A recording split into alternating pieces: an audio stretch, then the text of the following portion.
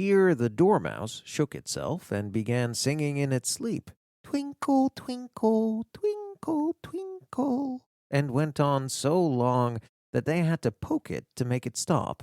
"Well, I'd hardly finished the first verse," said the Hatter, "when the Queen jumped up and screamed, 'He's murdering the time! Off with his head!'" "How savage!" exclaimed Alice. "And ever since that," the Hatter went on in a mournful tone, "he won't do a thing I ask. It's always 6 o'clock now." A bright idea came into Alice's head. "Oh, is that why so many tea things are put out here?" "Yes, that's it," said the Hatter with a sigh. "It's always tea time, and we've no time to wash the things between times." "Then you keep moving round, I suppose?" "Exactly so," said the Hatter, "as the things get used up." "But what happens when you come back to the beginning again?" Alice ventured to ask.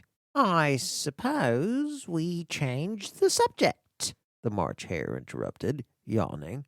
"I am getting tired of this. I suggest the young lady tells us a story."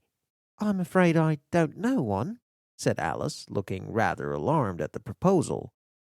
"Then the Dormouse shall," they both cried. "Wake up, Dormouse!" And they pinched it on both sides at once. The Dormouse slowly opened his eyes. "I wasn't asleep," he said in a sleepy voice. "I heard every word you fellows were saying." "Tell us a story," said the March Hare. "Yes, please do," pleaded Alice. "And be quick about it," added the Hatter, "or you'll be asleep again before it's done."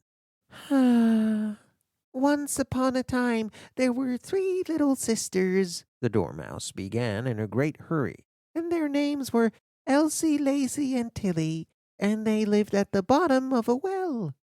"What did they live on?" said Alice, who always took a great interest in questions of eating and drinking. "They lived on treacle," said the Dormouse, after thinking a minute or two. "They couldn't have done that, you know," Alice gently remarked. "They'd have been ill."